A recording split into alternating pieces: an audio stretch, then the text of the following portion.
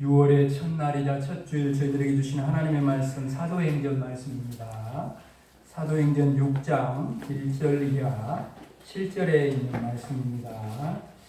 제가 하나님의 말씀을 봉독한 후에 이 말씀은 하나님의 말씀입니다 라고 하면 이 말씀을 하나님의 말씀으로 받겠습니다 라고 응답하시기 바랍니다. 앞에 화면을 봐도 하나님의 말씀이 나옵니다.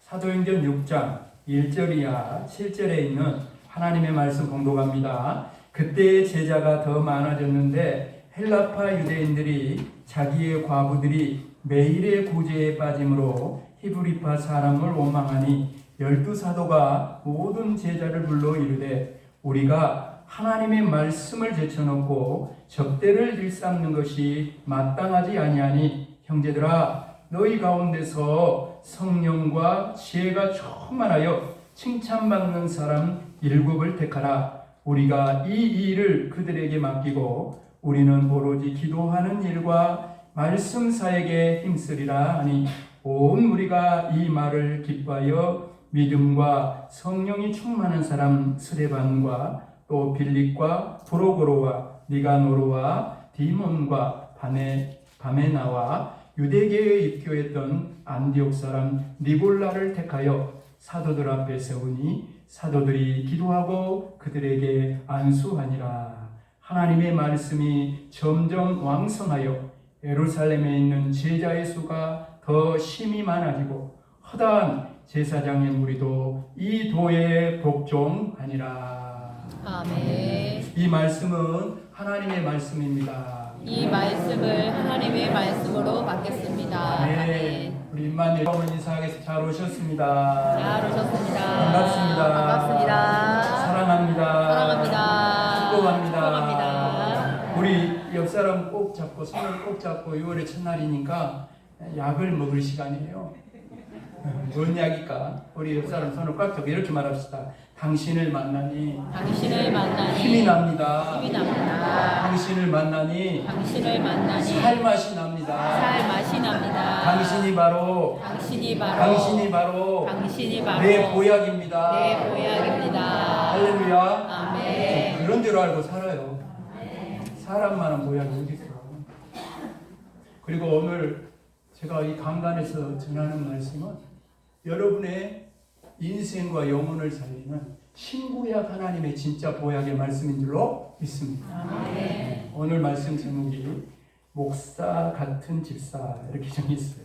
따라합시다. 목사 같은 집사. 처음에는 목사 같은 사역자 이렇게 정했다가 사역자라는 말은 많이 안 쓰고 어려운 것 같아서 또 오늘 본문에 보면 우리가 잘 아는 대로 집사라는 말은 안 나오지만 우리가 잘 아는 초대교회 7 집사를 세우는 내용도 나오고 또 집사라는 말이요. 집사라는 말이 뭐냐면 잡을 집 일사입니다. 일을 잡은 사람. 다른 말로 뭐예요? 요즘 농촌에 뭐가 부족해? 일손이 부족해. 일꾼이 부족해. 일을 잡은 사람. 그걸 집사라 하는 것이죠. 그래서 이런 뜻이기에 제가 이런 말씀의 제목을 정했어요. 그리고 오늘 오후에는 재지계가 있잖아요. 항상 그 달의 첫 주일에는 재지계를 봅니다. 재지계가 뭐요? 재지계가 모두재, 직분직, 모일해. 그 말이에요. 교회에서 직분을 가진 모든 사람들이 모이는 모일. 그걸 재직회라.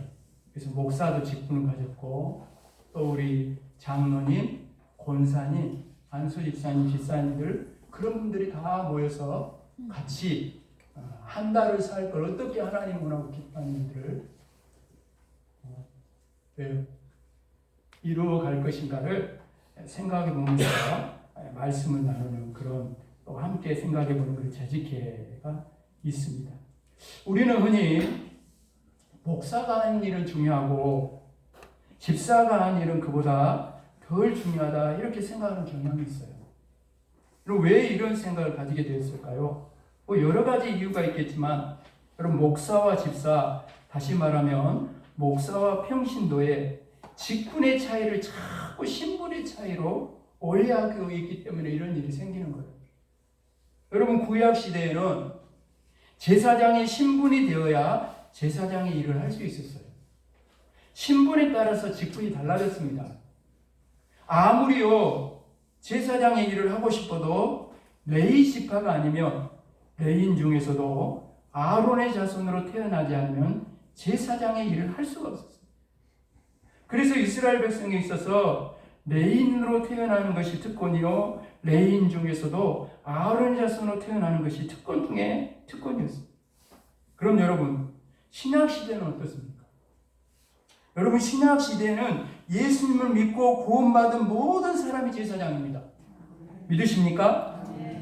베드로전서 2장 9절입니다. 너희는 택하신 족속이요, 따라합시다. 왕 같은 제사장들이요, 거룩한 나라요, 그의 소유가 된 백성이니. 아멘. 여러분, 이제는 구약 시대의 제사장이 필요 없어요. 아니, 이제는 예수님을 믿는 모든 사람이 제사장입니다. 옆 사람 손을 잡고 이렇게 하면 당신이 바로 왕 같은 제사장이다요. 아유 모르요. 알고 살아요. 이제는요, 목사인 저도 평신도인 여러분도 모두가 제사장입니다. 제사장인 저에게는 목사라는 직분이 주어진 것이고, 평신도인 여러분에게도 집사의 직분, 권사, 장로의, 성도의 직분이 주어져서 우리 모두가 함께 제사장직을 그 직분을 따라, 신분이 아니라 직분을 따라 감당하고 나아가는 줄로 믿습니다. 아멘. 그럼 여러분, 다시 물어봅니다. 목사라는 직분은 큰 직분이고 집사의 직분은 작은 직분입니까? 절대로 그렇지 않습니다. 모든 직분은 다 귀한 거예요. 물론 직분에 따라 주어진 권위와 책임은 다르죠. 목사에게 주어진 권위와 집사에게 주어진 권위는 다를 것입니다. 그러나 그것은 높고 낮음의 차이나 귀하고 덜 귀하의 차이가 아니에요. 다만 사역의 차이일 뿐이에요. 여러분, 예를 들어서 몸과 각 지체의 예를 들어봅시다. 목사는 몸으로 말하면 어디일까요? 온몸 중에 어디일까요? 목사는? 예? 예? 입이죠, 입. 입만 살아. 입이요, 입. 왜냐하면 어찌됐건 공식적으로 교회에서 제일 말을 많이 하는 사람 목사 아닙니까? 만약에 여러분 중에 어느 분이 갑자기 그 자리에 앉아있다가 여기 나와가지고 목사님 저리 가보시오. 나가 할 말이 있어. 그리고 여기 강단에 서고 말할 수 있어요? 아닙니다. 제가 수요일에도 이 자리에 서고 주일마다 서고 수없이 그렇게 서도 왜 목사님이 지금 그 강단에 서서 그러요? 할 사람이 아무도 없어요. 왜요? 저에게 목사라는 직분이 주어졌기 때문에. 여러분이나 저나 제사장 신분으로 교회를 섬기는 건 똑같지만 직분을 따라 제가 이 자리에 있어서 감히 하나님의 말씀을 전하는 것. 그만큼 여러분 권위와 책임이 무거운 거예요.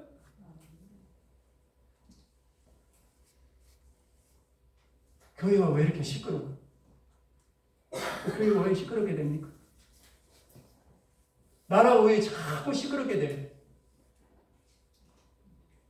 자기 자리를 지키지 못하고 좌파 우파로 갈라치기를 하고 정치적 선동을 일으켜서 나라가 그날에도 하나가 되지 못하고 남북이 하나 되지 못하고 있는 그런 상황이 있어. 예수 믿는 사람까지, 지도자라는 사람까지 거기에 참여해서 되겠습니까? 그럴 시간이 있으면 눈물 뿌려서 하나님 앞에 기도해서 나라 민족이 하나가 되어야 될 거 아니요? 그 일을 하고 세운 거 아니야? 그 입으로. 그러니까 말 한마디 입이 잘못하면 온몸이 고생하는 거예요. 시끄러운 거. 반대로 입이 말 한마디 잘하면 천냥빚을 갚는다 그러잖아요. 여러분 기억하십시오. 하는 일 때문에 입이 중요한 것이지 입 자체가 다른 지체들보다 귀한 것은 아니라는 말씀입니다. 사랑하는 여러분, 주님께서 목사인 저만 일꾼 삼으신 것이 아니라 여러분 한 사람 한 사람 다 일꾼을 삼아주셨어요. 우리 모두가 주님의 일꾼으로 부름을 받았어요. 목사에게 맡겨주신 직분과 여러분에게 맡겨주신 직분이 달라도 우리를 부르신 주님께 충성하는 사명은 똑같은 것입니다. 오히려 목사인 저보다 여러분이 장차 주님 앞에 가면 받을 상급이 더 클 수도 있어요. 이것은 제 개인의 생각이 아닙니다. 오늘 말씀을 보면 구제 사역을 감당할 7명의 사역자, 일꾼, 바로 집사를 세웁니다. 그중 한 명이 여러분이 너무나 잘 아는 누구예요? 스데반입니다. 여러분, 스데반이 바로 초대교회 최초의 순교자가 되었어요. 베드로도 아니고 야고보와 요한도 아닙니다. 다른 12 제자나 사도 가운데 한 명이 아니었어요. 바로 7 집사 중에 한 명인 스데반이 초대교회 최초의 순교자로 쓰임받았다. 여러분, 천국에서 가장 큰 상급과 영광은 순교자의 것입니다. 순교라는 말을 들으면 겁을 내는 분이 많아요. 걱정 하나도 하지 마십시오. 그런 사람에게는 순교를 하나님 허락하지 않습니다. 순교는 하나님께서 특별히 사랑하시는 자에게만 허락하시는 최고의 영광입니다. 물론 베드로도 야고보도 그리고 요한을 제외한 모든 사도들도 다 순교의 길을 갔어요. 그런데 제일 먼저 순교의 길을 걸어간 사람은 12명의 사도가 아니라 스데반 집사였습니다. 하나님께서 초대교회가 예루살렘을 넘어 온 유대와 사마리아 땅끝까지 복음을 전하도록 하나님의 미랄로 사용하신 사람이 바로 스데반이었다. 베드로가 아니라 12 사도가 아니라 스데반 집사가 가장 먼저 이 영광의 길을 주님을 따라 이 길을 걸어갔다. 그래서 오늘 말씀이 어느 말씀보다도 저와 여러분에게 위로와 힘과 소망을 주는 거예요. 오늘도 힘들고 어려운 중에서도 직분을 감당하는 사랑하는 여러분, 목회자인 저는 여러분을 바라보며 말씀드립니다. 여러분이 지금 참으로 귀한 자리에 있다는 걸 알고 계십니까? 이렇게 힘든데 교회에서 이러고 있을 때가 아닙니다. 그렇게 힘든 중에서도 주님을 예배하며 주님이 내게 맡겨진 직분에 충성할 수 있는 것이 얼마나 큰 복입니까? 단지 먹고 살자고, 단지 이 세상에서 성공하자고 그렇게 고생하고 산다면 이보다 허무한 인생이 어디 있겠어요? 그렇게 살다가 주님 앞에 선다면 이처럼 부끄러운 것이 어디에 있겠습니까? 그런데 주님께서 죄 많은 우리를 기이 여기셔서 하늘 보좌 버리시고 나를 찾아오셔서 십자가의 죽으심으로 생명을 내어줌으로 나를 구원해 주신 것도 평생 갚아야 할 은혜의 빛이요, 사랑의 빛이요, 용서의 빛인데 내가 뭐라고 나에게 귀한 직분을 지어서 이 교회를 섬기게 하시고 주님의 일꾼으로 세상 속에서 쓰임받게 하시니 사랑하는 여러분, 이것이 참으로 귀한 은혜가 아니고 무엇이겠습니까? 얼마나 큰 은혜이고 감사입니까? 오늘 본문에는 집사라는 단어가 나오지 않습니다. 그런데 우리는 5절에 나오는 7 사람을 7 집사라고 말합니다. 틀린 말은 아닙니다. 그렇게 불러도 무방합니다. 그러나 엄밀하게 말하면 집사라는 말보다는 사역자, 봉사자라는 말이 더 맞습니다. 3절을 읽어보면 그 자격에 맞는 그 집사의 직분을 감당할 만한 사람이 어떤 사람에게 맡겼는지를 3절 말씀에 보면 이렇게 나옵니다. 형제들아, 너희 가운데서 성령과 지혜가 충만하여 칭찬받는 사람 7을 택하라. 우리가 이 일을 그들에게 맡기고 그러고 있습니다. 이러한 일꾼으로 사역자로 쓰임받기 위해서는 첫 번째 조건이 성령이 충만한 사람이라는 거예요. 성령 충만한 사람은 성령님의 다스림을 받는 사람을 말하는 것입니다. 성령님의 음성에 절대적으로 순종하는 사람이에요. 성령님께 순종하기 위해서는 먼저 성령님의 음성을 들어야 돼요. 성령님의 음성을 듣기 위해서는 여러분, 옆 사람의 손을 잡고 성령님의 음성을 듣기 위해서는 성령님의 음성을 듣기 위해서 기도해야 합니다. 기도해야 합니다. 기도해야 합니다. 아멘. 아멘. 단순히 기도를 많이 하라는 것이 아니에요.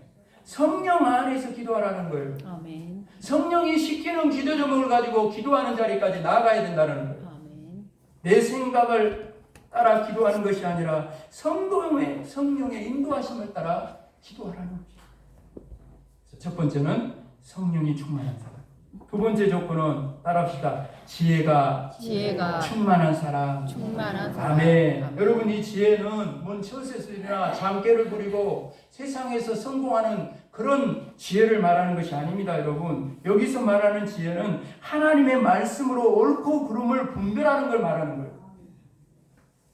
지혜는 하나님의 말씀을 삶의 사역에 어떻게 구체적으로 적용할지를 아는 것이 지혜. 모든 일을 말씀으로 하는 것이 지혜입니다. 그러기 위해서는 말씀을 가까이 해야 돼요. 아멘. 규칙적으로 여러분 밥은 드시잖아요.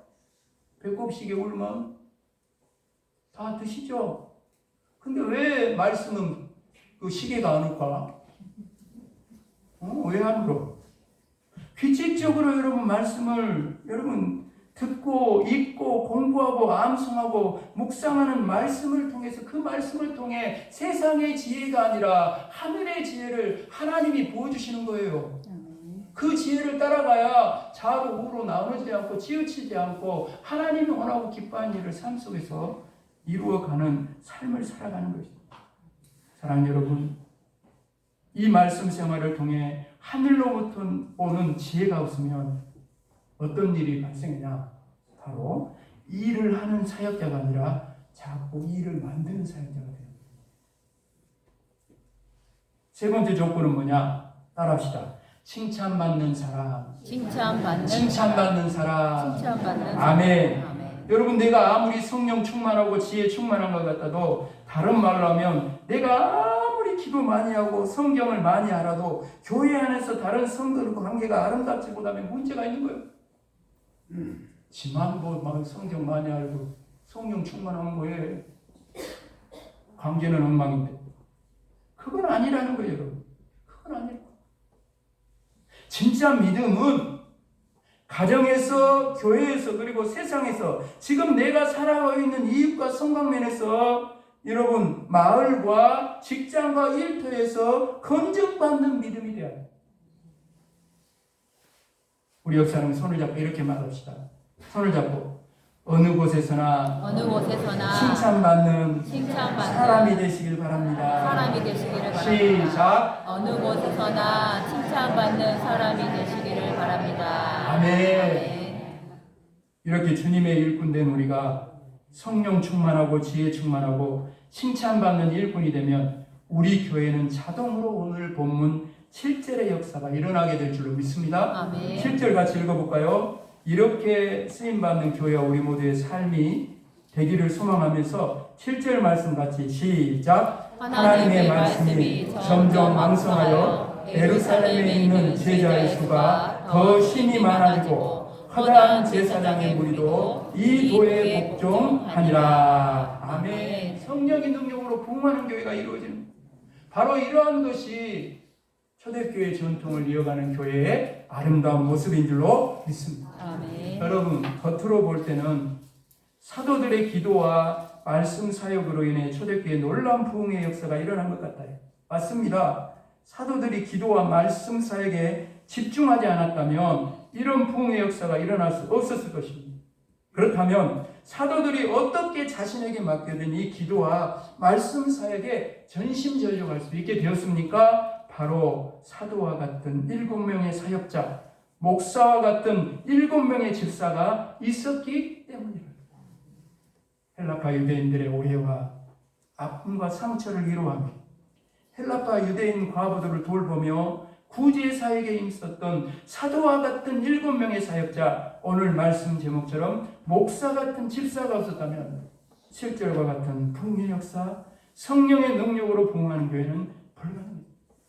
그런 의미에서 오늘 사도행전 6장은 사도와 같은 사역자, 목사와 같은 집사들이 교회 안에 일어날 때 어떤 역사가 일어나는지를 우리에게 분명하게 보여주고 있습니다. 오늘 말씀을 마무리하면서 사랑하는 여러분, 한순간도 잊지 마십시오. 여러분의 사역 하나하나가 주님의 몸된 교회를 오늘 또 세우고 있고 여러분의 사역을 통해 이웃과 성광지역에 하나님의 나라가 세워지고 있다는 아멘. 여러분이 주님의 일꾼으로 이 땅에서 얼마나 존귀한 사역을 하고 있는지를 한순간도 잊지 마십시오. 흔들리지 마십시오. 여러분을 사역자로 부르신 주님께서 여러분의 모든 것을 마음껏 6월에도 남은 인생도 쓰임받을 수 있도록 가정, 삶, 자녀들 하는 모든 일들이 잘 되게 하시고 하나님의 영광을 위해 마음껏 쓰임받을 수 있도록 책임져 주실 줄로 믿습니다. 아멘. 우리를 부르신 주님은 우리의 모든 것을 다 걸고 충성할 수 있는 유일한 분입니다. 오늘 말씀을 마음에 잘 새기고 목사 같은 집사, 목사 같은 사역자, 이보다 더 행복하고 아름답고 복되고 존귀한 이름이 여러분 어디 있겠습니까?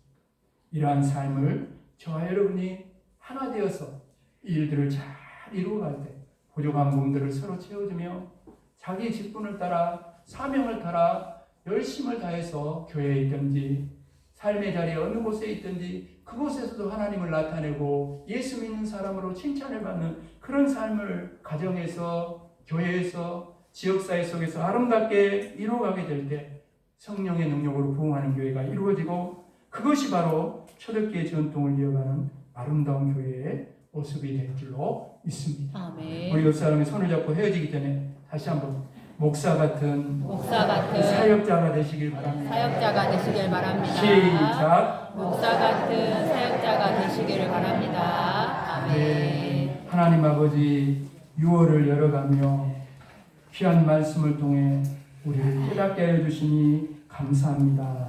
이 마지막 때에 우리 이웃교회를 우리 하나님이 기대하고 계십니다.